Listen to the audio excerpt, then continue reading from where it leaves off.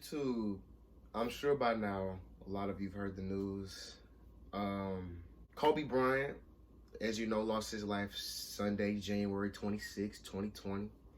And definitely shook me to a core to where, you know, I grew up watching this man play basketball and watch the retirement game and, you know, see him win the multiple championships. You know, at first I wasn't really that big of a Kobe Bryant fan. I wasn't a huge Los Angeles Lakers fan. But as I got older, I began to respect the man because of his mentality towards everything in life that nobody could ever shake Kobe at all.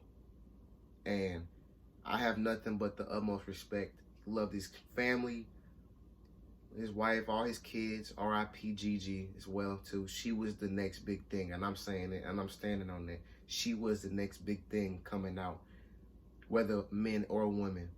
But long live Kobe, rest in peace, and I'm sending my prayers out to his family, praying up to Kobe, to his daughter Gigi, and hey, only thing I can say is this: we gotta remember Kobe in our memories, and he stays in here in our hearts.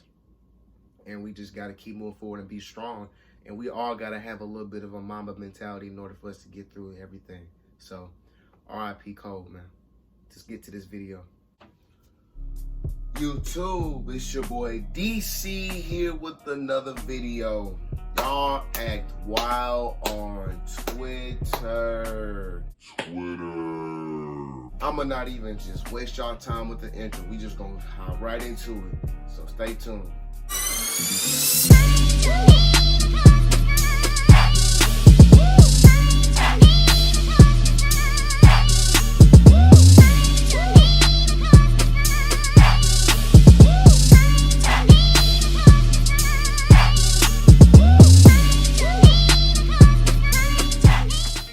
Another day, another do-rag. It's your boy DC here with another do-rag confession.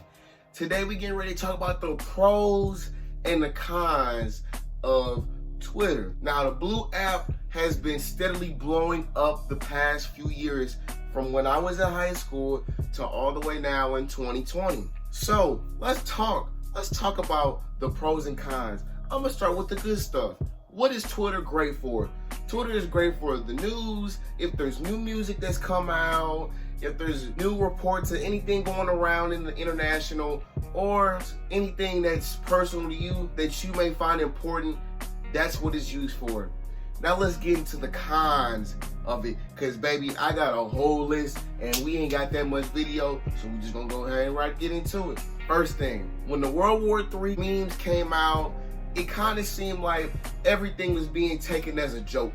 Everything on Twitter is a joke.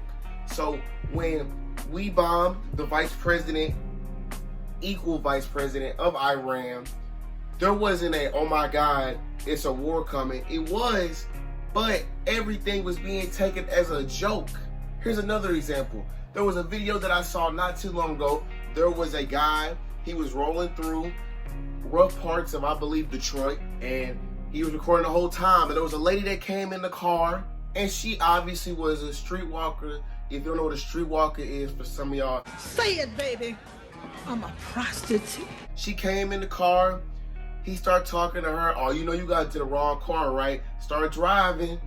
The woman barrel rolled out the car. Now, instead of people being serious about why are you even driving through this and that, people are joking about, shoot, if that was me, I would have done XYZ, and they're laughing about the entire situation.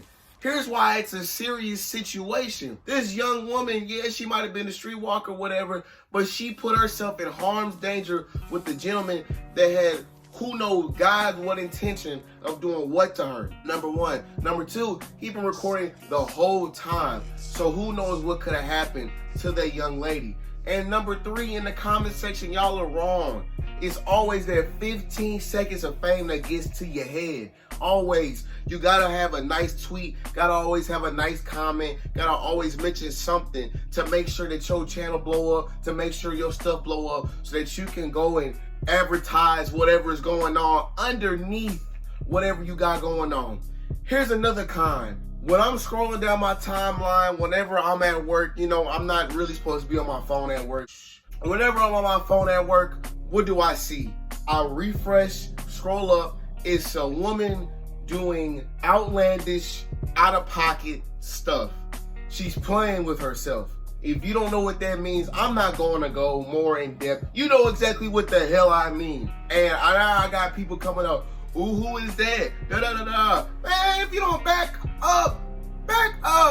You don't even have business going through looking at my phone. Back up. Now listen, I want to just look and scroll through and see what people are saying on Twitter, what the word is, what's the news, what's funny, what's not funny. But instead, y'all want to keep advertising your OnlyFans and all this. Listen, I'm not paying for no pussy. I'm not paying for pussy at all. No, God, please, no, no, no, no! I'm not paying for vagina. I'm not paying for your pictures. I'm not paying for no feet pictures. I ain't paying for no titty pictures. I ain't paying for no vagina pictures. I ain't paying for no video to look it up. Because guess what I can do? I can go online, go on and get on a porn site. Oh, I'm going to pay you for my entertainment.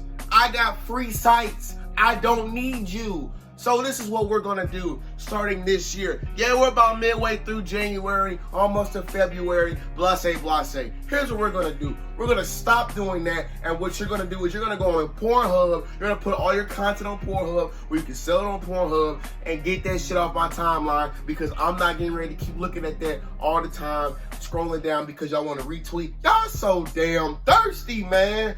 All of us, men and women. Here's why I say y'all thirsty. Now, there was another young lady who was throwing ass or whatever, and in the replies, I saw someone reply, don't look at the replies. What do I see in the replies? It ain't nothing but shaboinkins in that motherfucker. Y'all thirsty as a mug. You want a girl to see you that bad? Come on, man. Come on, man. We better than this. We better than this. And also, let me talk about this here too on Twitter. There is an ongoing war between men and women and men, and we can't seem to get on the same page. When I talk about relationships, when we talk about the way and the views of life, now both are misconstrued ideas, both are messed up ideas. But the thing about it is, we're always yelling at each other in the comment section, you better go queen and this and that. Now here's this thing about this queen BS that I don't understand.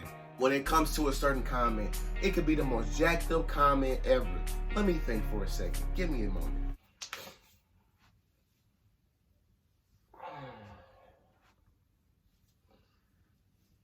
When we don't agree with something, people tend to shame other people because we don't agree with the opinion that they just introduced to us. It's not my fault that you don't like the fact that you don't like that. If you don't like it, people are entitled to an opinion. People don't always have to agree with you on Twitter or any social media at that. So when a guy says something and then a girl has to respond to it, and it's other women that do that, and be like, you better go queen, you stand queen, we stand queen, da-da-da-da. It could be the most jacked up thing all time. Here's an example. So the other day I was on there, on Twitter, you know what I'm saying? And there was a comment that was being made about guys in general don't give a damn about women. Men are always out to get what they want for self-gain, but women are not. They're down in that. Now, that's not entirely true if you're looking throughout the course and history of men and women, because guess what? Women have their own agendas as well, too, when it comes to dealing with men. Some of them do, others don't. But see, this is the thing. Why is Twitter the platform for talking about relationships? Why is that? Why can't we sit down and have a discussion? Coming soon. Watch your boy DC, the forum. Remember that last trick? Yeah, I'm finna bring it. Y'all ain't gonna. That is the worst place ever to have a forum like that to talk about things like that. It's jacked up. When I talk about opinions as far as sports teams. So right now we're in the middle of this Astros scandal, whether or not they should strip it or not. And you know, if Altuve was using a clicker or whatever on his chest, whatever. Listen, people are gonna have their own opinion about that whole situation. And right now, it's not looking really great for them because the evidence against them is just mounting up more and more and more and more and more. But you gotta understand also that guys wear gold chains underneath their jersey, and that's what it looks like to me. Also, with the jersey as well too, he hit a game-winning home run. Why would you want to get it ripped? Now, David Freese back in 2011, shout out to the boys, got his jersey ripped Game 6 when he hit the walk-off home run. Now, who's to say that he didn't want his jersey ripped? But it was in the heat of the moment. He felt it, and he was like, yeah, it's great. We won. Strip it off. Could use that as evidence, too, against that. Another sports object, Lamar Jackson and football. I won't even say that with sports. If a guy has a bad game in football, basketball, hockey, he immediately sucks. The whole entire season, he's been balling. But one game qualifies him as being ass. I can name quite a few people right now. Kentavious Caldwell-Pope, the beginning of the season. It was the beginning of the season and nobody gave him love. Kyle Kuzma, he came off an injury and people wanted him to immediately produce.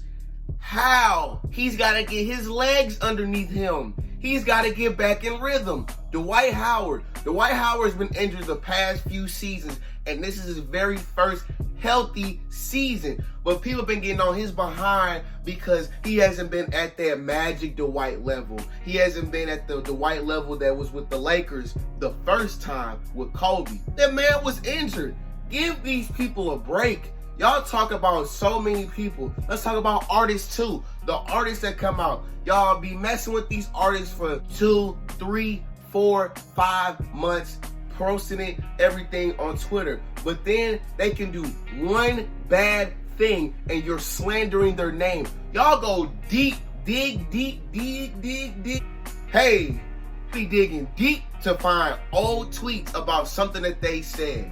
Really. That's the other thing. Twitter is soft and sensitive because if someone puts a tweet out on Twitter that is meant to be a joke, y'all are the first people to cry. Why did you put that up there? You're a horrible person. You don't care about nothing. You're an insensitive, incompetent person. Come on, man. Grow some balls. Get off of social media. Get off of Twitter. If you can't take the heat, what you doing on Twitter? Everybody's always crying on Twitter every single day because they don't agree with their views. It's called opinions. If you can't get with opinions, good luck to you and your future career and your future endeavors. Good luck to you and your future relationship with your future husband or your future wife. Good luck to you with your relationship with your kids. Good luck to you with your relationship with your uncle, your auntie, your mama, all your whole family, because guess what? You're soft. And if you know that your uncle, all of them know that they joke with you and all this, and you be sitting over there in the corner crying because you can't take it, damn it, that's on you and on me. What do I know? I'm just a dude that wear do-rags underneath. This is Durag Confessions, because my name is in Durag Mother Confessions. Biatch.